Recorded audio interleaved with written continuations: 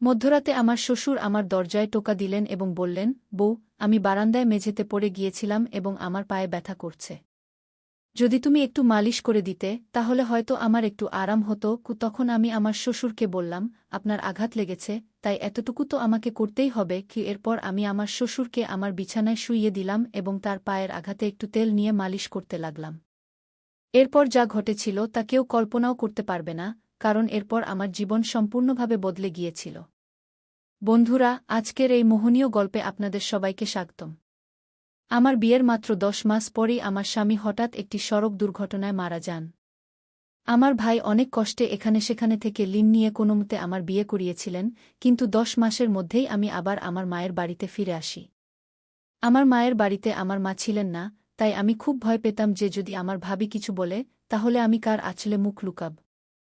আমার মা বাবা ছিলেন না, তাই ভয় আরও বেশি ছিল। এরপর হঠাৎ একদিন আমার শ্বশুর আমাদের বাড়িতে আসেন এবং আমার ভাইকে বলেন যে তিনি আমাকে আবার তার বাড়িতে নিয়ে যেতে চান। আমার ভাবি সঙ্গে সঙ্গে হ্যাঁ বলে দিলেন, কিন্তু আমার ভাই বললেন, এখন আপনার ছেলে নেই, তাহলে আপনি আমার বোনকে কেন নিয়ে যেতে চান? এতে আমার ভাবি ভাইয়ের সঙ্গে তর্ক শুরু করে দিলেন এবং বললেন, এতে এত ভাবার কি আছে? তিনি বলছেন যে তিনি তাকে নিয়ে যেতে চান, তাহলে নিয়ে যেতে দিন। তিনি তাদের বাড়ির বউ, ছেলে মারা গেছে তাতে কি? সে তার শ্বশুর বাড়ি যেতে পারে গু। ভাবির এই ঝগড়ার পর ভাই কিছু না জিজ্ঞাসা করেই বললেন, যদি আমার বোন সেখানে খুশি থাকে তাহলে একজন ভাই হিসেবে আমি খুশি হব। আপনি তাকে নিয়ে যান।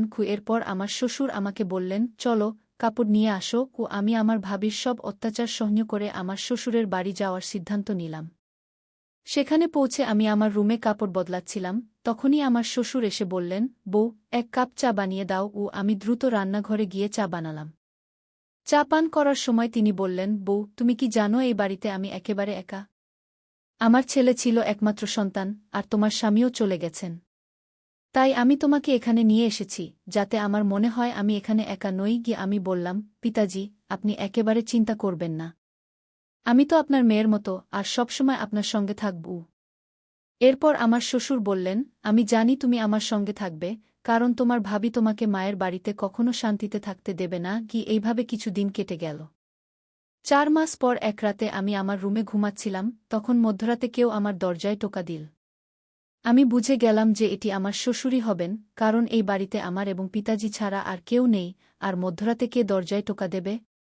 আমি ভাবলাম যে হয়তো শ্বশুরজির কিছু দরকার আছে, তাই দরজা খুলে দিলাম।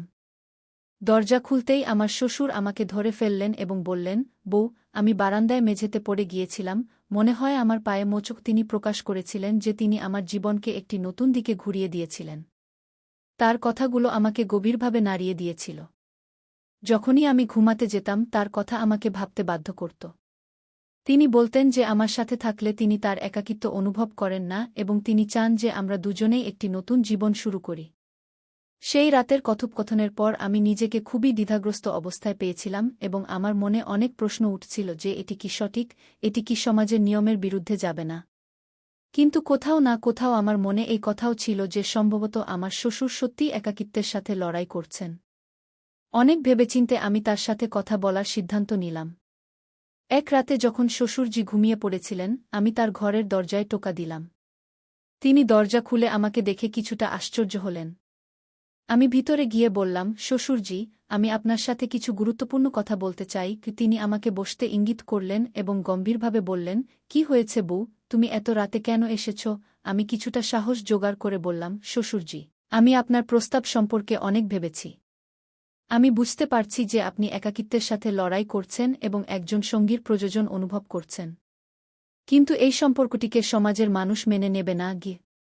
সেই রাতের পর আমি আমার হৃদয়ের অশান্তি শান্ত করার চেষ্টা করেছি। আমি বুঝতে পেরেছিলাম যে শ্বশুরজির ইচ্ছা যদিও তার একাকিত্ব থেকে মুক্তি পাওয়ার ছিল, কিন্তু এই পথে হাঁটা আমাদের উভয়ের জন্যই ভুল হবে। আমাকে আমার জীবনের দিক নির্ধারণ করতে হবে এবং আমি স্থির করলাম যে এখন আমি আমার জীবনের হাল নিজেই ধরব। পরের সকালে আমি আমার ভাইকে ফোন করলাম এবং তার সাথে দেখা করার ইচ্ছা প্রকাশ করলাম। আমি জানতাম যে আমাকে আমার অবস্থা সম্পর্কে তার সাথে কথা বলতে হবে, তা যতই কঠিন হোক না কেন। ভাই আমাকে দেখা করতে বললেন এবং আমি তার সাথে দেখা করার জন্য প্রস্তুত হলাম। যখন আমি মায়ের বাড়িতে পৌঁছালাম, ভাই আমার মুখের উৎকণ্ঠা বুঝতে পারলেন।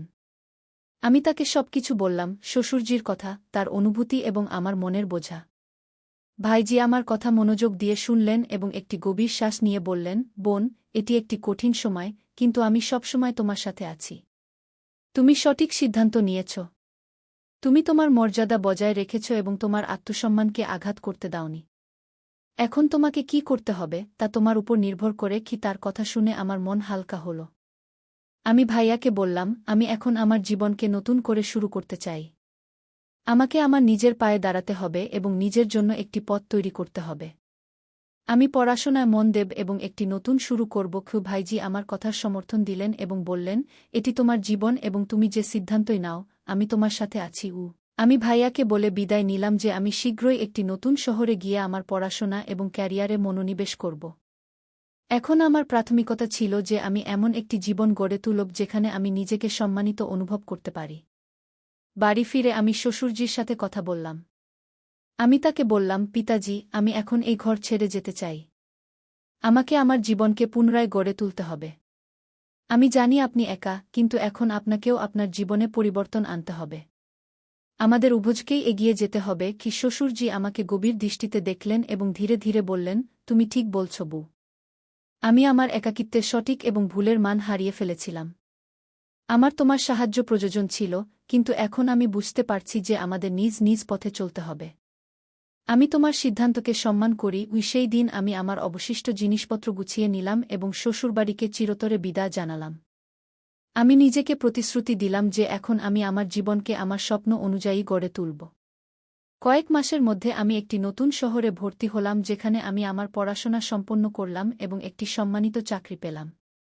আমি গর্বিত ছিলাম যে আমি প্রতিটি কঠিন পরিস্থিতির মুখোমুখি হয়েছি এবং আমার আত্মসম্মান বজায় রেখেছি।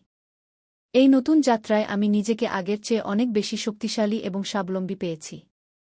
আমি উপলব্ধি করেছি যে জীবনে কঠিন সময় আসে, কিন্তু যদি আমরা আমাদের পথে দৃঢ় থাকি এবং সঠিক সিদ্ধান্ত নিই, তবে আমরা একটি নতুন জীবন পেতে পারি, এমন একটি জীবন যা আমাদের আত্মসম্মান এবং স্বাভিমানে ভরা। বন্ধুরা, গল্পটি কেমন লাগলো কমেন্টে অবশ্যই জানাবেন। এমনই মনোমুগ্ধকর গল্প শোনার জন্য চ্যানেলটি সাবস্ক্রাইব করতে ভুলবেন না। ধন্যবাদ।